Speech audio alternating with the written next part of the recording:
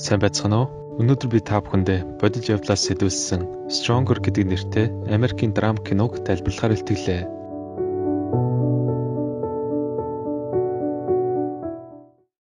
Тэгэхээр киноны гол дүр болох супермаркетын ажилтан Жеф гэх залуу хог асгаж байгаагаар кино маань эхлэх бөгөөд тэрээр архины хамааралтай ээжтэйгээ хамт амьдардаг нэгэн юм. Түүний хувьд Red Sox гэх бейсболын багийг багасаа үзэж өссөн учраас 7 хоног бүр ямралтын өдөр багаа дэмжихээр тоглолтыг нь үздэг байна. Нэгэн өдөр Жеф найзуудтайгаа хамт бейсболын тоглолт үзэхдээ эренгийн хуучин найз бүсгүйтэйгээ тааралдан тэрээр эмэгтэйтэй яриа өрнүүлнэ. Жеф одоо хүртэл эрэнд хайртай тул өмнөх болсон үйл явдлын талаар түүнээс уучлалт гуйж эрнийг эмнэлэгт хандивын мөнгө цуглуулахаар Бостонд болох марафон гүйх гэж байгааг нь мэдэв. Жеф хуучин найз бүсгүйдэд туслахаар спорт пабд ирсэн хүмүүс тандан эмэгтэйг марафонд гүйхэд хэрэг болох хандив өгөхийг тэднээс гуйдаг. Удалгүй эрнийг явахаас өмнө Жеф түүнтэй уулзсан марафонд гүйхэд нь хамт байж болох эсхийг асууж тухайн өдөр түүний дэмждэг багийн тоглолт марафонтой давхцаж байсан ч тэрээр хуучин найз бүсгүй барианд орох хүртэл нь хүлээнэ гэж амлана. Харин эрен түүний өмнөх худал амлалтуудаас залхсан тул Жефийг марафоны өдөр хурж ирэхгүй хэмээн дотроо бодож байлаа. Маргааш өглөө Жеф эрэнд амжилт хүссэн лоозон бэлдэж ээжтэй хуучин найз бүсгүй дэмжих гэж байгаа тайлбарлан марафон болж байгаа газар руу явдаг. Хэсэг хугацааны дараа 27,000 хүн оролцож буй марафон гүйлтийн тэмцээн эхэлж тэрээр эрнийг дэмжихээр барианы шугамын дэргэд алхаж очино. Удалгүй эрнийг барианд өгч ирэх үед гэнэт хөгжөөн дамжигчдын дунд хүчтэй хоёр дэлбэрэлт болов.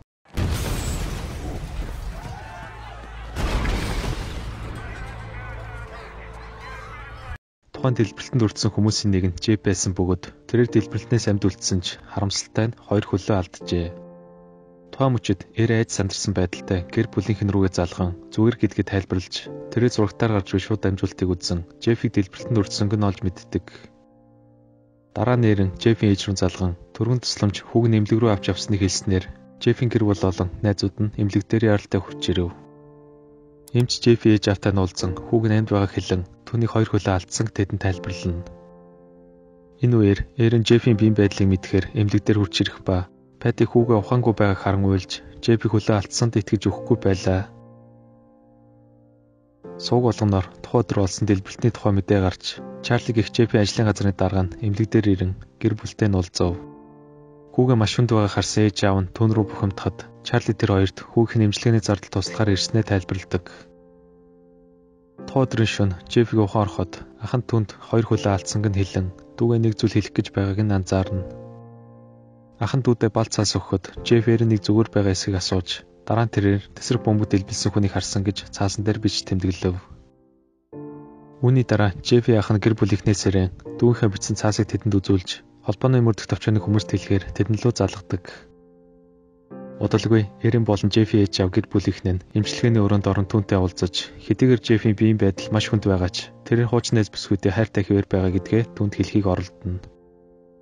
Дараа нь холбооны мөрдөх төвчөөний ажилтнууд Жефийн тайлбар дээр үндэслэн тесрэг бөмбөг дэлбэлсэн хүний царайг дүрсэж гарах бөгөөд зурагтаар дэлбэрэлтийг үйлдсэн ах トゥ хоёрын талаар мэдээ гарч цагдаа нар Жефийн ачаар алан эдэгчдийг олж ахыг нь буутсан хэмээн хүмүүст мэдээллэв.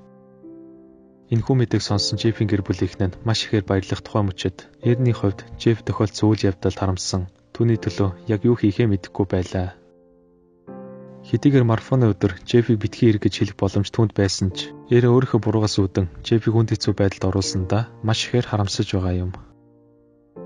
Хэдэн өдрийн дараа цагдаа нар хоёр дахь алан эдэгчийг олсноо мэдэгдэж тесрэг бөмбөг дэлбэлсэн хүмүүсийг олж илрүүлэхэд тусалсан Жефийн тухай мэдээ сонины нүрэн дээр гарснаар хүмүүс түүний хийсэн үйлдэлийг нь хүндлэх болов. Сувилагчид Жефийн хөлний болтыг нь солих үед тэрээр маш их өвдөлт мэдрэх ба эрен Жеф туслахаар бүх зүйл сайхан болно хэмээн түүнийг тайвшруулна. Оройн Жеф түүнийг дэмжихээр лоозон хийснээ хэлэхэд эрен нулимс туслуулан өмнө хийсэн зүйлээсээ уучлалт гуйж үргэлж хамт байна хэмээн амладаг.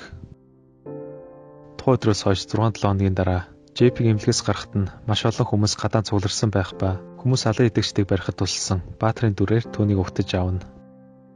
Удалгүй Жефийг гэртээ ирэхэд найзууд болон гэр бүлийнх нь угтаж аван ээж нь түүний хийсэн үйлдэлийг нь маш олон хүмүүс мэдсэнийг тайлбарлаж Жефийг хурдан ирүүл болохыг хүссэн хүмүүс түнд бэлэг явуулсан байлаа.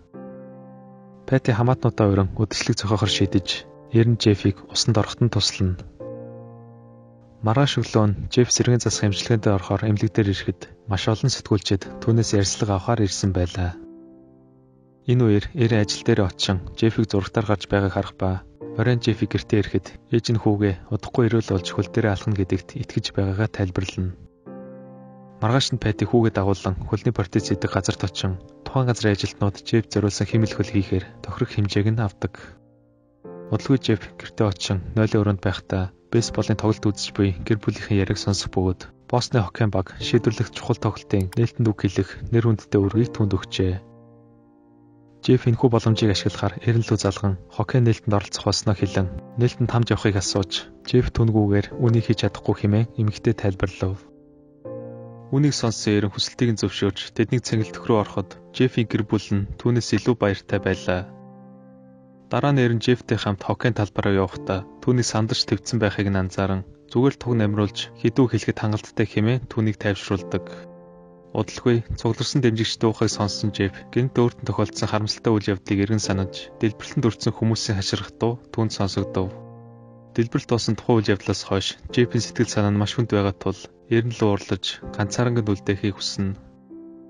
Хэсэг хугацааны дараа Жеф гэртээ очин эрентэй ярилцаж сэтгэл санаа нь тавгүй байгааг тайлбарлаж өөрийнхөө мэдрэмжээ түүнтэй хуваалцдаг. Тухайн өдрийн оройн хосууд хамт амьдрахаар шийдэн хэдэн өдрийн дараа Жефийн химэл хөл бэлэн болсноор тэрээр босч алхах, тэнцвэрээ олох дасгалуудыг хийж эхэлнэ. Нэг өдөр Жефийн гэр бүлийнхэн цугларч хоол идэх үеэр эрен Патитай уулзсан Жефтэй хамт амьдрахаар шийдснээ хэлв. Түүний хэлснийг сонссон Пари эхэндээ дургуутсч байсан ч эцэст нь хүүгийн гуйлтыг зөвшөөрснөөр тэр хоёр хамт амьдрахаар болдог. Пари цугларсан гэр бүлийнхэнтэй хандан Опра Винфри гэх алдартай хөтлөгч Жефээс ярьцлага авахар тэдний гэрт ирэх гэж байгааг хэлснээр бүх хүмүүс алдартай хүнтэй уулзах боломж олдсонд баяртай байлаа. Жефийн талаар маш олон хүмүүс мэдэх болсон ч тэрээр дахиж олонний өмнө гарахыг хүсэхгүй байгаа бөгөөд эрен Патид хандан хүүхэн сэтгэл санаа тогтворгүй байгааг тайлбарладаг. Харин Пади түүний хэлснийг тоолгүй хүүгээсээ юу болсныг асуухад Жеф тайван байхыг хүссэн дахин олон хүмүүсийн өмнө гарахгүй хэмээн хэлв. Маргааш нь Жеф эмнэлэг дээр очин сэргийн засах эмчилгээнд орох үед ээж нь дэлбэрэлтнээс амийг нь аварсан Карлос гэх хүнтэй уулзах хэрэгтэйг түүнд хэлэх боловч тэрээр амьдралд нь тохиолдсон тухайн хар бараа үйл явдлын талаар дахиж бодохыг хүсэхгүй байлаа. Хэдэн өдрийн дараа эрен гэртээ орохдоо Пари буудан дээр унтсан байхыг нь харан Жефийг найзуудтайгаа архиуж согтсонг нь олж мэддэг. Маргааш өглөө нь Пари тэр хоёртой хамт эмнэлэг рүү явахдаа Red Sox гэх Жефийн дэмждэг бейсболын багийн тухай ярилцсан. Эмнэлэгт Жеф химэл хөл дээрээ бос зогсохыг хичээх тухай мөчөд Пари уцаа гаргаж ирэн хүүгийнхээ бичлэгийг хийж эхлэв. Хэдэн цагийн дараа тэр гурав гэртээ ярих замдаа Пари эрнээс болж хүүний байдалд хүрсэн хэмээн түүнийг буруутгаснаар Жеф тэр гурав маргалддаг. Бухимдсан эрен Жеф чадхаараа тусаж байгаагаа тайлбарлан эцэст нь тэрээр уурлаж гэрлүүгөө явдаг байна. Эрен эгчтэйгээ уулзсан юу болсон талаар хэлж тэрээр 5-7 хоногтой жирэмсэн тул Жефээс салж чадахгүй гэдгээ эгчтэй тайлбарлав. Эрен Жефт энэ тухай хэлэх боломж олдохгүй явсны эцэст тэрээр өнөөдөр орой жирэмсэн гэдгээ түнд хэлэхээр шийджээ. Эрен түүнтэй уулзахаар цаг товлсон боловч Жеф найзуудтайгаа хамт пиавон тэдэнтэй хамт байхыг илүүд үздэг. Дараа нь Жеф баарнд байгаа хүмүүстэй маргалдан зодтолдож эхлэх бөгөөд эцэст нь Эрен түүнийг баарнаас авч гарan гэрлүүн хөрвж өгнө. Эрен Жефт жирэмсэн гэдгээ хэлэхэд Жеф огт баярлсан шинжгүй хүүхэдтэй болно гэж төсөөлөөгүйгээ түүнд тайлбарлав. Мөн Жеф ийм байдалтай хүүхэд өсгөх чадахгүйгээ хэлэн аав болоход бэлэн биш байгаагаа түүнд ойлгуулахыг хичээдэг. Харин Эрен түүний төлөө энэ бүхнийг хийснийг тайлбарлах боловч Жеф уурлаж тэр хоёр хэрэлдснээр Эрен түүнээс салахар шийднэ. Удалгүй Эрен авч явах зүйлсээ бэлдэн дахиж түүнтэй уулзахыг хүсэлгүй гэрлүүгээ явдаг байна. Амьдрах итгэл найдвараа алдсан Жеф хэдэн өдрийн дараа дэлбэлтнээс амийг нь аварсан хүнтэй уулзсан тэр хоёр танилцаж Карлос жилийн өмнө хоёр хүүгээ алдснаа хэлэн юу болсон талаар түүнд ярьж өгөв. Карлосын том хүн тулаан дайм өргөцсөний дараа дүүн амиа хорлож тухайн харамсалтай үйл явдлууд Карлост маш хүнд цохилт өгснөөр тэрээр амиа хорлохыг оролдож байжээ. Харин азар тэнгисийн цэрэгт байсан хүүхэн найзууд түүнийг болиулснаар Карлос үргэлжлүүлэн амьдрахаар шийдсэн байна. Карлос тухайн үед хоёр хүүхийн төлөө марафонд гүйж байсан бөгөөд дэлбэрт олох үед тэрээр Жефийг олж харан амийг нь аврахаар эмнэлэг рүү яаралтай хүргэж өгчээ.